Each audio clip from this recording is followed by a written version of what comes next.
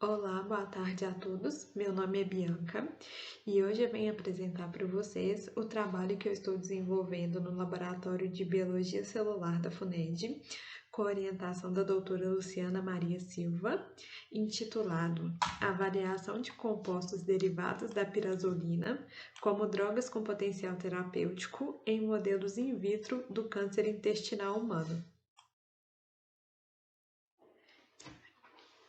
Então, o câncer é caracterizado por um grande grupo de doenças que podem começar em quase qualquer órgão ou tecido do corpo, quando células anormais crescem descontroladamente, ultrapassam seus limites habituais para invadir partes adjacentes do corpo e ou se espalhar para os outros órgãos. O câncer é um sério problema de saúde pública e a doença ela atinge pessoas independentemente de sua classe social, sendo a causadora de cerca de 30% de todas as mortes prematuras por doenças crônicas não transmissíveis no grupo de adultos entre 30 e 69 anos no mundo. E em 2018, 18,1 milhões de pessoas no mundo foram diagnosticadas com câncer e 9,6 milhões de pessoas morreram em decorrência da doença. E as projeções elas indicam que em 2040 esse número poderá dobrar.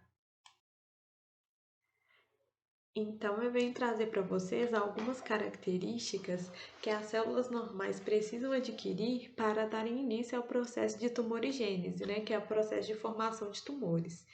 Então, primeiro a gente tem a sustentação da sinalização proliferativa, ou seja, essas células elas estão sempre recebendo sinais para se duplicarem.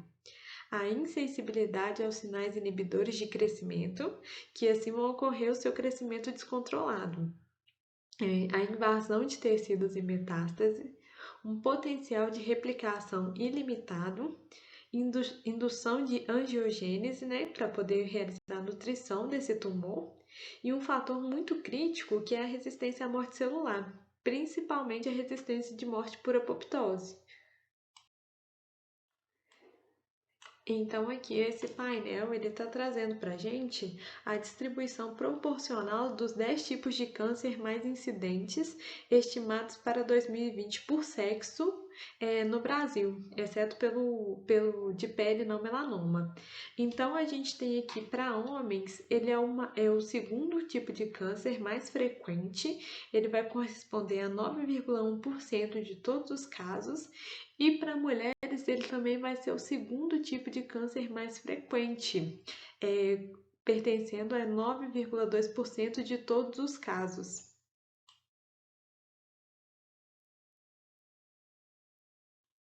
O câncer do intestino, ele abrange os tumores que se iniciam na parte do intestino grosso, chamada cólon, e no reto, final do intestino imediatamente antes do ânus e no ânus. Também é conhecido como câncer de cólon e reto ou coloretal. A doença ela atinge proporcionalmente homens e mulheres, como mostrado anteriormente, e existem fatores de risco que vão evidenciar, né, a presença dessa doença, como a obesidade, o sedentarismo, a falta de praticar exercícios físicos, alcoolismo, tabagismo, dietas ricas em gorduras e carnes, má alimentação. O histórico familiar também é levado em consideração e também é um fator de risco ter idade acima de 50 anos. Então, o câncer coloretal ele apresenta sintomas como diarreia, dor abdominal, náusea, constipação, sangramento no reto e desconforto, sendo que esses sintomas eles podem estar isolados ou agregados e eles podem variar a intensidade de acordo com o período que é descoberto o câncer. E o tratamento, atualmente, existem várias modalidades terapêuticas para o tratamento do câncer coloretal, como cirurgia, que pode ser curativa ou paliativa, quimioterapia e radioterapia, que podem ser usadas isoladas ou associadas. Na imagem de baixo, eu coloquei um exemplo de um tipo de cirurgia para câncer coloretal, onde é retirada uma parte, né, do intestino onde o tumor se encontra, e essa parte, as duas extremidades, elas são ligadas após a remoção dessa parte. E um fator agravante, né, nos cânceres em geral é a resistência a agentes quimioterápicos disponíveis atualmente, que evidencia a necessidade de novos tratamentos para o câncer, visando encontrar estratégias terapêuticas mais efetivas e seletivas. Com isso, existem compostos pirazolínicos. Esses compostos, eles têm atividades antipirética, analgésica e anti-inflamatória, e eles são sintetizados a partir de um composto chamado antipirina. E esses compostos derivados pirazolínicos, eles exibem um amplo espectro de atividade, entre elas a ação como agente antitumoral.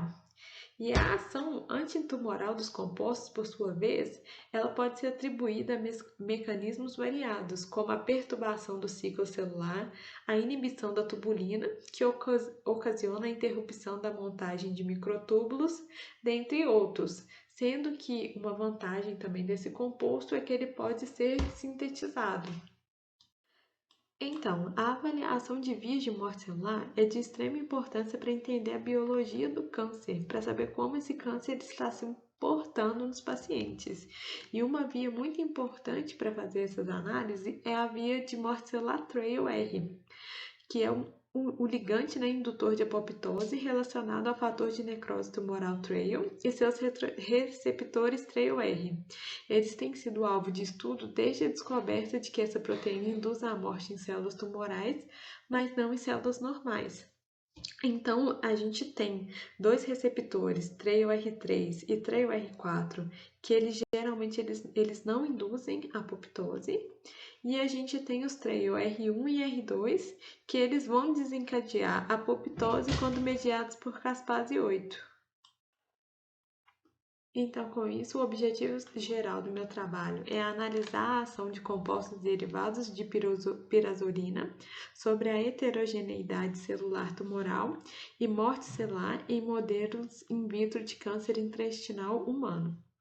E como objetivos específicos, avaliar a sobrevivência de linhagens celulares humanas de carcinoma coloretal RKO e adenocarcinoma duodenal UTU80, e a linhagem LOVO de adenocarcinoma coloretal após o tratamento com o composto derivado de pirazolina. Examinar as diferenças na viabilidade reprodutiva das linhagens tumorais pós-tratamento, investigar o perfil de morte celular das linhagens tumorais induzidos pelos compostos, verificar a capacidade de migração celular das linhagens tumorais pós-tratamento, averiguar as alterações na expressão de genes envolvidos nos processos de morte celular e vias de sinalização por receptores de morte nas linhagens tumorais pós-tratamento. A metodologia do trabalho consiste, em realizar a cultura de células das linhagens RKO, de carcinoma de cólon humano, da linhagem LOVO, de adenocarcinoma coloretal, da linhagem UTU80, da linhagem de adenocarcinoma de duodeno humano. Então, eu vou realizar o preparo dos compostos derivados da pirazolina, que é o composto BAN022, que foi cedido pela equipe da doutora Maria Rúbia, do Departamento de Química da Universidade Federal de Juiz de Fora. Ensaios de citotoxicidade para determinação de IC50, ensaio morfológico das células, ensaio clonogênico para analisar as taxas de replicação das células após o tratamento, ensaio de migração celular para verificar a capacidade migrativa das células após a aplicação da droga, extração de RNA, PCR convencional em tempo real, avaliação de expressão gênica de genes relacionados à morte celular da via TRAIL e a análise estatística dos resultados.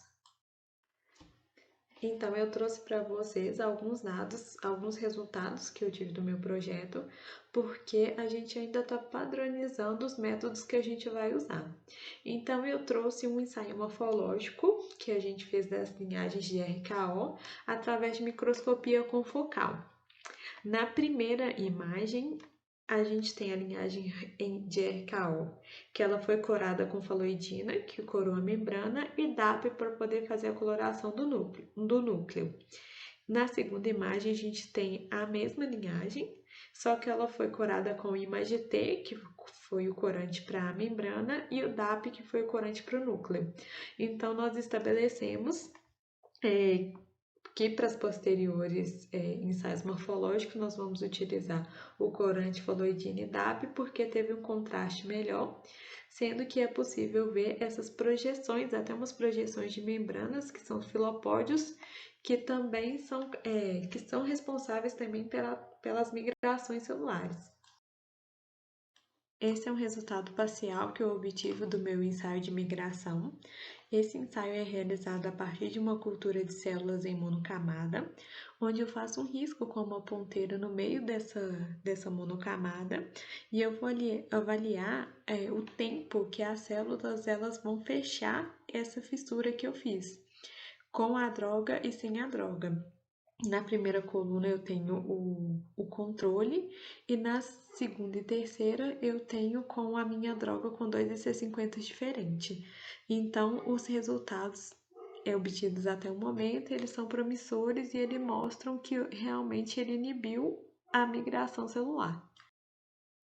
Então, as perspectivas futuras que eu tenho do meu trabalho são de realizar os ensaios morfológicos com as demais linhagens, utilizando também marcadores TREI-UR antes e pós-tratamento, realizar ensaios clonogênicos com todas as linhagens, repetir os ensaios de migração celular, extração de RNA de todas as linhagens, PCR convencional e em tempo real de todas as linhagens, avaliação da expressão gênica de todas as linhagens e análise estatística.